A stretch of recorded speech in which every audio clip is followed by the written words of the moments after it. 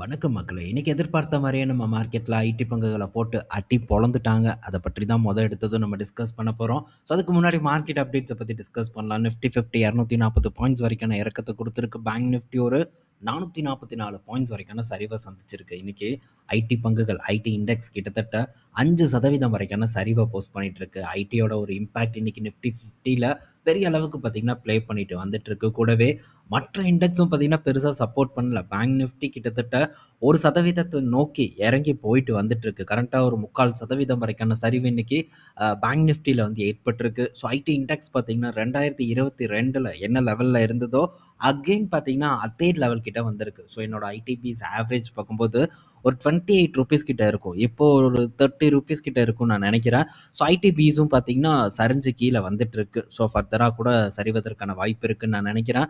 22ல so இதே மாரியான ஒரு நிலைமை ஏற்பட்டிருந்தது. அதுவும் குறிப்பா லார்ஜ் கேப் பங்குகள காட்டிலும் ஸ்மால் கேப் பங்குகள்ல சூப்பரான வாய்ப்புகள் பார்த்தீங்கன்னா, அந்த டைம்ல இருந்தது. ஸோ அந்த பங்குகள் அபாரமான ஏற்றம். நான் நெனச்சு பார்க்க முடியாத அளவுக்கான ஏற்றத்த குடுத்தது. நான்லாம் ஒரு 1 டைம் இல்ல ஒரு 1 1/2 டைம் ஒரு ப்ராஃபிட் கிடைக்கும்போது அந்த இடத்துல இருந்து எக்ஸிட் ஆக ஆரம்பிச்சுட்டேன். ஆனா அதுக்கப்புறமா அந்த பங்குகள் அருமையான ஒரு ஏற்றத்த குடுத்தது. ஸோ இப்ப திரும்ப அந்த மாரியான பங்குகள் எல்லாம் பார்த்தீங்கன்னா, சரிவடைஞ்சுட்டு வந்துட்டுருக்கு. அதுல நம்ம பிர்லா சாஃப்ட்ட சொல்லலாம். ஸோ பிர்லா சாஃப்ட்டும் பார்த்தீங்கன்னா, அந்த நேரத்துல ஒரு நல்ல ஒரு ஒரு டிப்ல இருந்தது 22ல பார்க்கும்போது. ஸோ இப்போ திரும்ப பார்த்தீங்கன்னா, அதே ஒரு லெவல நோக்கி இறங்கி வந்துட்டுருக்கு. ஸோ அது போக இன்னும் மற்ற பங்குகளும் இருக்கு. ஸோ இப்போ நம்ம வீக்லில வைக்கும்போது இன்னும் கொஞ்சம் க்ளீனா வந்து தெரியும். ஸோ 22 அந்த டைம்ல பார்க்கும்போது எங்க இருக்குன்னு பாருங்க. ஸோ அதே மாரி அதுக்கப்புறம் என்ன ஒரு ஏற்றம் நடந்ததுங்கிறதையும் நமக்கு இங்க விசிபிளா பார்க்க முடியுது. அதே தான் சென்சார் டெக்க பொறுத்தவரைக்கும் இருந்தது. ஸோ சென்சார் டெக் பொறுத்தவரைக்கும் சேம் இதே லெவல்ல தான் இருந்தது. அதுக்கப்புறம் அதுவும் பார்த்தீங்கன்னா, அருமையான ஒரு வளர்ச்சிய குடுத்து இப்ப திரும்ப பார்த்தீங்கன்னா, ஒரு கரெக்ஷன போஸ்ட் பண்ணிட்டு இருக்கு. அதுக்கு முந்தைய ஒரு டிப் பார்த்தீங்கன்னா, கிட்டத்தட்ட ஸோ ஒரு 60, 65% வரைக்கான சரிவ இந்த சென்சார் டெக் கம்பெனி அண்ட் மற்ற கம்பெனிஸ் சின்ன ஐடி கம்பெனிஸ் பார்த்தீங்கன்னா, ஃபேஸ் பண்ணிட்டு வந்துட்டு இருந்தது. ஸோ 60% இறங்கி அங்கருந்து ஒரு நல்ல ரிட்டர்ன போஸ்ட் பண்ணி கிட்டத்தட்ட 5 டைம்ஸ் ஒரு ப்ராஃபிட்ட நமக்கு குடுத்து, அகைன் பார்த்தீங்கன்னா, இப்போ கரெக்ஷன நோக்கி வந்துட்டுருக்கு. ஸோ இந்த டைம் என்ன நடந்தது? ஸோ இந்த டைம் என்ன நடக்குது? ஒவ்வொரு டைம் சரிவுக்கு பின்னாடியும் ஒரு காரணம் கண்டிப்பா வந்து இருந்துகிட்டே தான் வந்து இருக்கும். ஸோ புது புது காரணங்கள் பார்த்தீங்கன்னா, உருவாகி கொண்டே இருக்கும். குறிப்பிட்ட ஒரு கால இடைவெளியில பொறுத்தவரைக்கும். ஸோ இப்போ ஆல்மோஸ்ட் எல்லா ஸ்மால் கேப் ஐடி நிறுவன பங்குகளுமே பார்த்தீங்கன்னா, நல்ல சரிவ சந்திச்சுட்டு இருக்கு. ஸோ இப்போ டிசிஎஸ் பொறுத்தவரைக்கி ஒரு 10வது இடத்துல இருக்கு. பீக்ல இருந்து நல்ல சரிவடைஞ்ச ஒரு லிஸ்ட்ல பார்க்கும்போது 10வது இடத்துல இருக்கு. ஸோ இதில ஹேப்பியஸ்ட் மைண்ட் பார்த்தீங்கன்னா, ரூ. 1580 இருந்து ரூ. 345 ட்ரேட் ஆயிட்டு இருக்கு. நியூஜென் பாருங்க ரூ. 1800 கிட்ட இருந்தது. ரூ. 473 ட்ரேட் ஆயிட்டு இருக்கு. இது ரூ. 300 இருந்தது 22ல பார்க்கும்போது. ஸோ அதுக்கப்புறம் அபாரமான ஏற்றம். இதெல்லாம் பார்த்தீங்கன்னா, ஒரு பெரிய ராலிலயே நான் பார்ட்டிசிபேட் பண்ணல. நான் அந்த டைம்ல பார்த்தீங்கன்னா, முழுக்க முழுக்க பெரிய அளவுக்கான கான்சன்ட்ரேஷன ஸ்விங்ல தான் வச்சிருந்தேன். லாங் டெர்ம் பொறுத்தவரைக்கும் ரொம்ப குவாலிட்டியான பங்குகள மட்டும் ஆட் பண்றதுக்கு ட்ரை பண்ணிட்டு இருந்தேன். மற்றபடி கண்ணுக்கு கிடைக்கக்கூடிய ஆப்பர்ச்சுனிட்டீஸ்லலாம் போய் லாபம் பண்றதுக்கான ஒரு விஷயத்த மட்டும் தான் குறிக்கோளோட வச்சுட்டு இருந்தேன். மேபி ஹோல்டு பண்ணியிருந்தா வேற லெவல் ரிட்டர்ன் வந்து எனக்கு கிடைச்சிருக்கும். பட் ஹோல்டு பண்றதுக்கான ஒரு மைண்ட் செட் எனக்கு அந்த நேரத்துல இல்ல. ஸோ அடுத்தது சோனாட்டா சாஃப்ட்வேர் 65%, சியன்ட் பார்க்கும்போது 47, பிர்லா சாஃப்ட் 63% வரைக்கான சரிவு. அதே மாரி டாடா எல்எக்ஸி பார்க்கும்போது 63%, கேபிஐடி ஒரு 62% அப்படின்ட்டு அனைத்து பங்குகளுமே நல்ல சரிவ குடுத்திருக்கு. டிசிஎஸ் இதில 55% குடுத்திருக்கு. ஸோ இன்னும் மற்ற பங்குகளும் இருக்கு. சென்சார் இருக்கு, விப்ரோ இருக்கு. சென்சார் எல்லாம் இப்போ 10, 12 பில ட்ரேட் ஆயிட்டு இருக்கும்னு நான் நினைக்கிறேன். விப்ரோவும் ஆல்மோஸ்ட் ஒரு 12, 13 பில இருக்கும்னு நான் நினைக்கிறேன். ஸோ அனைத்து பங்குகளுமே நல்ல ஒரு லோ வேல்யூவேஷன்ல தரதட்டி நின்னுட்டு இருக்கு. ஃபர்தரா கீழ இறங்குமா அப்படிங்கிற கேள்வியும் இருக்கு. ஸோ பலருக்கும் இந்த ஐடி செக்டார்ல பயம் ரொம்பவே வந்து அதிகமா தான் இருக்கு. அதில மாற்று கருத்தே இல்ல. ஆனா ஐடி செக்டார்ல மட்டும் தான் நம்ம இப்ப பயப்படணுமா? மத்த செக்டார்லலாம் நம்ம தாராளமா முதலீடு பண்ணலாமா? அப்படிங்கிற ஒரு ஒரு தாட்ல இருப்பாங்க. ஏன்னா இங்க தான் பயம் இருக்கு. மற்ற செக்டார் நமக்கு பெரிய பாதிப்ப குடுத்துறாது அப்படின்னு நெனைக்கிறாங்க. ஏன்னா ஐடி முடிஞ்சது. ஏஐ பார்த்தீங்கன்னா உதயமாகுது. ஸோ ஏஐனால ஐடி முடிஞ்சே போச்சு அப்படிங்கிற ஒரு மைண்ட் செட்டுக்கு இப்போ பலரும் வந்துட்டாங்க. ஓகே. ஸோ இது சேஃப் இல்லன்னா, மற்ற செக்டார் சேஃபான்னு கேட்டா டெஃபினட்டா இல்ல. மற்ற செக்டாரும் பார்த்தீங்கன்னா, இதே அளவுக்கான பாதிப்ப சந்திப்பதற்கான வாய்ப்பு அதிகமா வந்து இருக்கு. ஒன்ஸ் வந்து இந்த ஐடி செக்டார் வந்து முடிஞ்சு போச்சுன்னா. ஏன்னா, இங்க எண்ணற்ற பேர்கள் வேலை செய்றாங்க. இத பேஸ் பண்ணி பல செக்டார்கள் இயங்குது. ஸோ ஒரு உதாரணத்துக்கு நம்ம அந்த ஐடி பார்க்குக்கு முன்னாடி இருக்கக்கூடிய கடைகள சொல்லலாம். ஸோ கட்டி வாடகைக்கு விட்டிருப்பாங்க. பில்டிங்ஸா கட்டி வாடகைக்கு விட்டிருப்பாங்க. அண்ட் சில பேர் அவங்க வீட்லயே வந்து ஒரு 2, 3 வீடு இருக்கும். லைன் வீடு. ஸோ அத வாடகைக்கு விட்டிருப்பாங்க. ஸோ இந்த எக்கனாமி அப்படியே பார்த்தீங்கன்னா கிராஷ் ஆகும். ஸோ இதனால ஒவ்வொருத்தங்களோட பொருளாதாரமும் பார்த்தீங்கன்னா, தொடர்ந்து பாதிக்கப்பட்டுட்டு வந்துட்டு இருக்கும். சாதாரண வடை சுட்டு விக்கிறதுலேருந்து, டீ விக்கிறவன்லேருந்து, வீடு வாடகைக்கு விடுறவன் வரைக்கும் எல்லாத்தோட பொருளாதாரமும் பார்த்தீங்கன்னா பாதிக்கப்படும். இதனால மளிகை கடைக்கும் டைரக்ட்டான பாதிப்பு ஏற்படும். அண்டு கார் சேல்ஸ் பெரிய அளவுக்கான ஒரு பாதிப்பு ஏற்படும். ஏன்னா, இவங்க தான் பார்த்தீங்கன்னா, அதிகப்படியான வாகனங்கள வாங்கி தள்ளிக்கிட்டு இருக்காங்க. அதுக்கப்புறம் மற்ற எலக்ட்ரானிக்ஸ் எக்யூப்மெண்ட்டா இருக்கட்டும், ஸோ பல விஷயங்கள் வீடு வாங்குறதா இருக்கட்டும், ஸோ அந்த வீட்டுக்கு இன்டீரியர் பண்றதா இருக்கட்டும் அப்படின்ட்டு எல்லா செக்டாருக்கும் பாதிப்பு ஏற்படும். அப்படியே செயின் ரியாக்ஷனாட்டம் அத்தன செக்டார் பங்குகளுமே பார்த்தீங்கன்னா, பெரும் சரிவ வந்து சந்திக்கும். இதெல்லாம் எப்போ ஐடி செக்டார் கம்ப்ளீட்டா முடிஞ்சு போச்சுன்னா, இதெல்லாம் வந்து நடக்கும். ஸோ இல்லைனாலும் நடக்கும். ஏன்னா, அப்படியே பார்த்தீங்கன்னா, எம்ப்ளாயீஸ ஸ்லோவா வந்து கழட்டி விடுற வேலையில இருக்காங்க. அப்படி ஸ்லோவா கழட்டி விட்டா கூட, அவன் அடுத்தது ஏதாச்சும் ஒண்ணு பண்றதுக்கான வாய்ப்பு இருக்கு. அதுவும் ஒரு 10 வருடத்துக்கு மேல, இல்ல அந்த ஒரு 15 வருடம் இந்த மாரி வேலை செய்றவங்க, ஐடில வேலை செய்றவங்க டெஃபினட்டா பேக்கப் இருந்தா மட்டும் தான் தப்பிக்கவே முடியும். இல்லன்னா தப்பிக்கிறதே ரொம்ப கஷ்டம். ஸோ உடம்பு வளையாது. ஏன்னா 10 வருஷம் உட்காந்தே வேலை செஞ்சாச்சு. அதுக்கப்புறம் எங்க போய் நம்ம ரொம்ப கடினமான வேலைய செய்ய முடியும். கடினமான வேலைக்கு கிடைக்கக்கூடிய ஊதியம் ரொம்ப குறைவா இருக்கும். ஸோ இந்த மாரி பல டென்ஷன் இருக்கு. பல செக்டார்ஸுமே பார்த்தீங்கன்னா பாதிப்பு உள்ளாகும். அதனால இந்த செக்டார் ஆபத்துன்னு நெனச்சுட்டு வேற செக்டார் பக்கம் போறதெல்லாம் ஒண்ணும் புத்திசாலித்தனம் இல்ல அப்படிங்கிறது என்னுடைய ஒரு கருத்தா இருக்கு. ஸோ இன்னும் பல விஷயங்கள் இருக்கு. நம்மகிட்ட ஏஐ மாடல்ஸ் இருக்கா? ஸோ சைனா கிட்ட டீப்சீக் இருக்கு. இவங்ககிட்ட ஓப்பன் ஏஐ இருக்கு. ChatGPT இருக்கு அப்படின்ட்டு அடுக்கிட்டே போறாங்க. பட் அதோட பயன் இப்போ வந்து அவங்க டைரக்ட்டா வந்து நமக்கு குடுத்துருக்காங்க. ஸோ நம்ம வந்து அத பயன்படுத்திக்க கொள்ளும் விதமா. ஆனா என்டர்பிரைசஸ்க்கும் அதுக்கு தனியா ஒண்ணு குடுத்துருப்பாங்க. ஸோ அதே மாரி என்டர்பிரைசஸ்க்கான விஷயங்கள கண்டிப்பா இந்த நிறுவனங்கள் வந்து குடுக்க ஆரம்பிப்பாங்க. ஸோ நான் செக் பண்ணதுல டிசிஎஸ் கிட்டயே பார்த்தீங்கன்னா, இந்த என்டர்பிரைசஸ்க்கான ஏஐ ஒரு டூல் இருக்கு.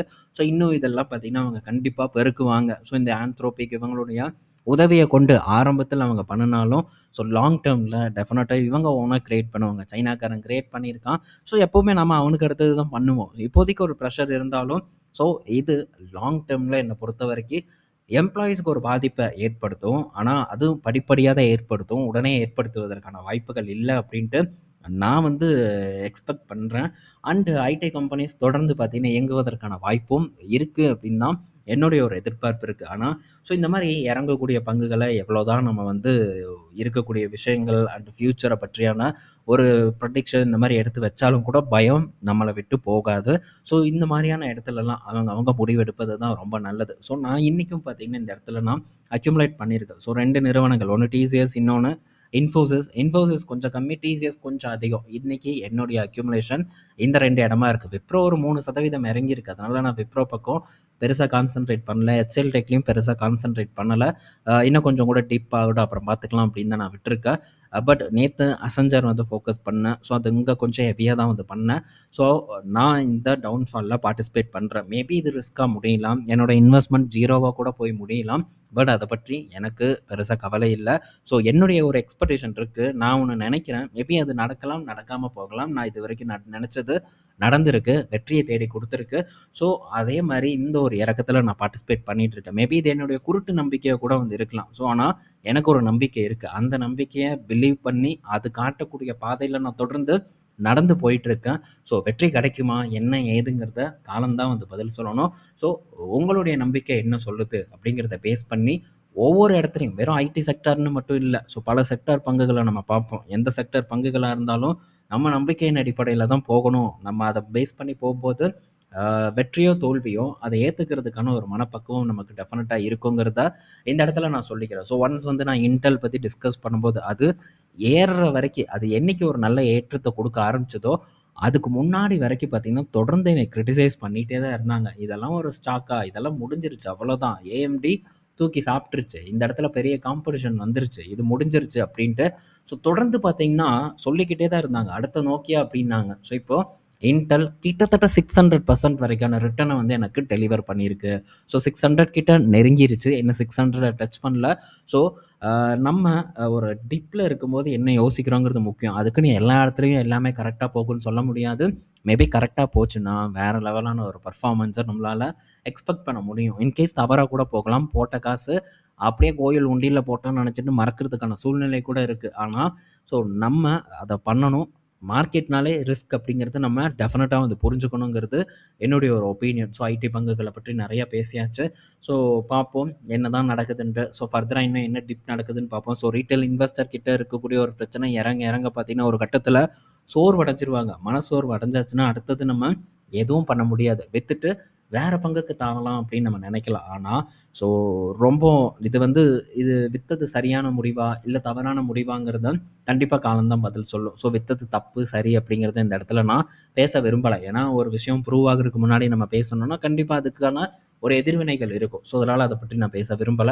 ஸோ பார்ப்போம். நமக்கு டைம் என்ன மாரி இருக்க போகுது அப்படின்ட்டு. ஸோ அடுத்தது இன்ஃபோசிஸ். ஸோ இன்ஃபோசிஸ் பார்த்தீங்கன்னா, இங்கேருந்து 41% ஏறும் அப்படின்ட்டு அனலிஸ்ட் எல்லாம் வந்து டார்கெட் செட் பண்ணிருக்காங்க. ஸோ ஏஐ அவங்க நல்லா கேப்சர் பண்ணுவாங்க அப்படிங்கிற ஒரு விஷயத்தையும் வந்து சொல்லியிருக்காங்க. பண்ணுவாங்களா என்னங்கிறதெல்லாம் நம்ம பொறுத்திருந்து தான் வந்து பார்க்கணும். பட் சொல்றாங்க, நல்ல ஒரு சரிவ குடுத்துருக்கு. ஸோ ஒரு ஒன்ஸ் இதுவும் பார்த்தீங்கன்னா, இந்த 22 டைம்லலாம் 23 அந்த மாரியான நேரத்தில ஒரு தலைகீழாகத்தான் குதிப்பேன் அப்படின்ட்டு குதிச்சுட்டு இருந்த பங்குகள் ரூ. 1100 1190 50 இந்த மாரியான ஒரு ரேஞ்சில இந்த பங்கு பார்த்தீங்கன்னா ட்ரேட் ஆயிட்டு இருந்தது. அதுக்கப்புறம் திரும்ப ஒரு ரெக்கவர்.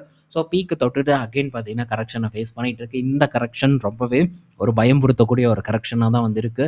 ஸோ இந்த பயம் என்னைக்கு விலகுதுங்கிறத பொறுத்திருந்து பார்ப்போம். ஸோ ஒன்ஸ் வந்து இந்த ஏஐ கம்பெனிஸ் வந்து இவங்களுடைய அந்த ஃபண்ட் ரைசிங்கை வந்து முடிச்சு சில மாதங்களில் இது முடியலாம் அப்படிங்கிற ஒரு எதிர்பார்ப்பு எனக்கு இருக்குது. ஸோ தொடர்ந்து வந்து நம்ம ட்ராக் பண்ணுவோம். ஸோ நேற்று அசஞ்சரோட பர்ஃபார்மன்ஸ் பார்த்தோம். டீல்ஸ் எப்படி வின் பண்ணியிருக்காங்க, ஸோ ரெவன்யூ எப்படி க்ரோ ஆயிருக்குன்ட்டு எந்த குறையும் இல்லை. ஸோ பெரிய அளவுக்கு டிப்பெல்லாம் வந்து ஏற்படலை, நடந்துக்கிட்டே தான் இருக்குது. ஸோ பிஸ்னஸ் பார்த்தீங்கன்னா கன்சிஸ்டண்ட்டாக போயிட்டுருக்கு. ஸோ ஃபர்தராக அவங்க இன்னும் முன்னேற்றத்தை கொண்டு வருவதற்கு பல அக்யூசேஷன் பண்ணிட்டு இருக்காங்க. நேற்று கூட ஒரு $4.3 பில்லியன் மதிப்பிலான 2 நிறுவனங்களை அக்யூர் பண்ணியிருக்காங்க. ஸோ தொடர்ந்து அவங்க பிஸ்னஸை ஸ்ட்ரென்தன் பண்ணுறதுக்கான விஷயங்களை நிறுவனங்கள் பண்ணிட்டு வந்துட்டு இருக்கிறதையும் நம்ம பார்த்துட்டு தான் வந்திருப்போம். ஸோ இதிலேருந்து என்ன டேக்அவே எடுக்க முடியுமோ அதை எடுக்கிறதுக்கு நம்ம ட்ரை பண்ணிக்கலாம். அடுத்தது ஸோ இந்த ராஜேஷ் எக்ஸ்போர்ட் அத்தனை கேள்விகள் இருந்தது. இதெல்லாம் தாண்டி இந்த பங்கு இப்போ லாஸ்ட் 5 நாளில் 27% வரைக்கான ஏற்றத்தை கொடுத்துருக்கு. இன்னும் எந்த பிரச்சனையும் முடிஞ்ச மாதிரியெல்லாம் இல்லை. ஆனால் பங்கு பார்த்திங்கன்னா ஒரு ஏற்றத்தை வந்து கொடுத்துட்ருக்கு. ஸோ இந்த ஏற்றத்தை நம்ம எப்படி எடுத்துக்கிறது அப்படின்னா, ஸோ இதெல்லாம் கண்டிப்பாக யாரோ பண்ணக்கூடிய சித்து விளையாட்டு அப்படிங்கிறத மட்டும் நம்ம உணர்ந்துக்கலாம். ஸோ செபியோட பஞ்சாயத்து இருக்குது. இதெல்லாம் தாண்டி கூட இந்த பங்கை ஏற்றுறாங்கன்னா ஸோ எவ்வளோ பெரிய ஆட்களாக இருப்பாங்க அப்படிங்கிறத மட்டும் நினச்சி பாருங்கள். ஸோ இந்த மாதிரி பங்குகளை வாங்குறதுக்குன்னு இருப்பாங்க ஆட்கள். ஸோ இதை வாங்கி நம்ம எப்படியோ ப்ராஃபிட் பண்ணிடலாம் அப்படின்ட்டு ப்ராஃபிட் பண்ணக்கூடிய ஆட்கள் வந்து இருப்பாங்க. ஸோ அவங்க தொடர்ந்து வாங்கி ஸோ இப்போ நான் லாபத்தை பண்ணிட்டேன், இல்லை நான் என்னோடய லாஸை வந்து கட் பண்ணுறேன் அப்படின்ட்டு பண்ணுவாங்க. பட் இந்த மாதிரி ஒன்றுமே தெரியாத இடத்துல நம்ம போய் எதுவும் பண்ணிட்டு இருந்தோம்னா அது டெஃபினட்டாக நமக்கு வேலைக்கு ஆகாது, எந்த விதமான பயனையும் அளிக்காது.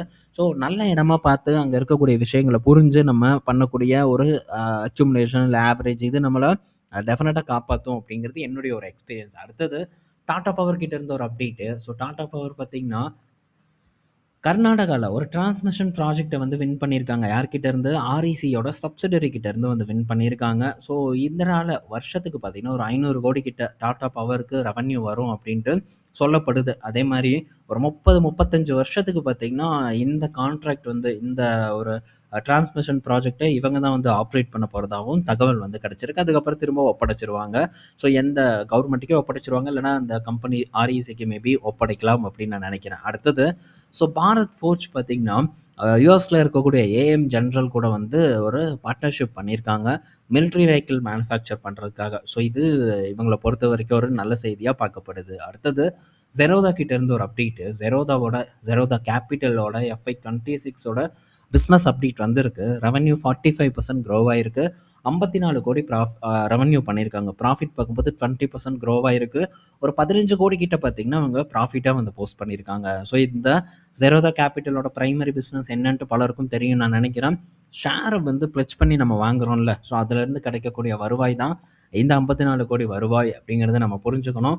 ஸோ ஷேரை வந்து ப்ளெச் பண்ணி வாங்குறதுனாலலாம் நமக்கு எந்த யூஸும் கிடையாது. அப்படி நம்ம வாங்கினோன்னா கண்டிப்பாக பேர் மார்க்கெட்டில் நம்ம பெரிய அளவுக்கான பிரச்சனையை வந்து சந்திச்சிருவோம். ஸோ அந்த மாதிரி பண்ணுறவே கூடாது. இருக்கிறத வச்சு விளையாடுறதுக்கு நம்ம ட்ரை பண்ணுவோம். ஸோ கடன் வாங்கி அதுவும் ஷேரை வச்சு நம்ம வாங்கினோன்னா கண்டிப்பாக மாற்றுறது உறுதிங்கிறது இந்த இடத்துல நான் தெரியப்படுத்திக்கிறேன். அடுத்தது ஸோ ஆரோ ஃபார்மா கிட்டேருந்து ஒரு அப்டேட் வந்திருக்கு. ஸோ ஆரோ ஃபார்மாக்கு பார்த்திங்கன்னா ஒரு கம்பெனியை அச்சீவ் பண்ணுறதுக்கான ஒரு அப்ரூவல் பார்த்திங்கன்னா யூஎஸில் கிடச்சிருக்கிறதா ஒரு தகவல் வந்திருக்கு. இதனால் இன்றைக்கி ஆரோ ஃபார்மா ஒரு 2% வரைக்கான ஒரு ஏற்றத்தை பார்த்திங்கன்னா டெலிவர் பண்ணியிருக்கு.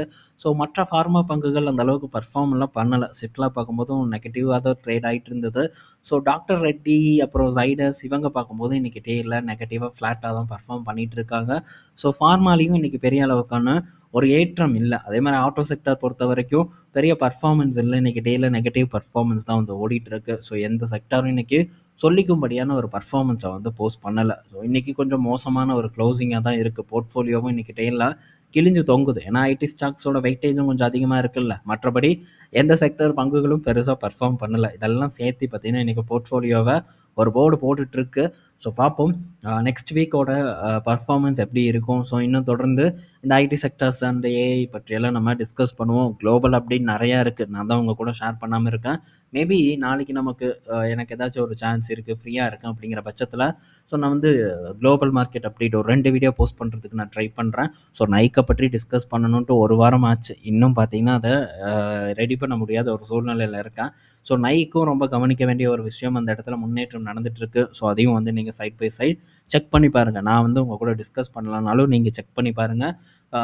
நம்ம அதை பற்றி விரிவாக வந்து டிஸ்கஸ் பண்ணுவோம். ஸோ ஓகே, இந்த வீடியோவில் பல இன்ஃபர்மேஷன் பார்த்துருப்போம், பயனுள்ளதாக இருக்கும்னு நான் நினைக்கிறேன். ஈவினிங் இன்னொரு வீடியோவில் நம்ம மீட் பண்ணுவோம். பாய் மக்களே.